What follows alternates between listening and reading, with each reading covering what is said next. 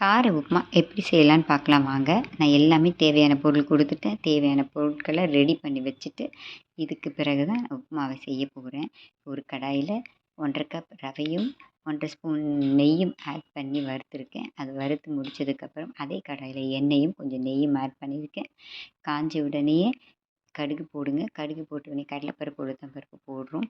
போட்டதற்கப்புறம் அது செவந்த வந்ததையும் வெங்காயத்தை இப்போ வந்து ஆட் பண்ண போகிறேன். வெங்காயம் கண்ணாடி பதத்துக்கு வந்ததுக்கப்புறம் மிச்சம் மீதி இருக்கிற இந்த பட்டை, லவங்கம் எல்லாத்தையும் போடுறேன். போட்டு அது வதங்க கொஞ்சம் இஞ்சி பூண்டு தட்டி வச்சதை போடுறேன். போட்டு அதோட ஒரு மிளகாத்தூள், மஞ்சத்தூளும் ஆட் பண்ணியிருக்கேன். அது கொஞ்சம் நல்லா வதங்கினோடனே கொஞ்சம் கலராக ஆகிடுமா.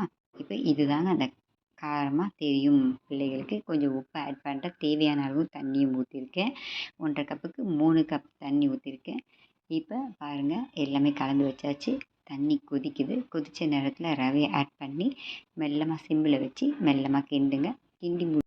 கிண்டி முடித்தோடனே பார்த்தீங்கன்னா உங்களுக்கு உப்புமா, கார உப்புமா ரெடி ஆகிடுச்சு. சர்வ் பண்ணி பாருங்கள், ரொம்ப டேஸ்டியாக இருக்கும்.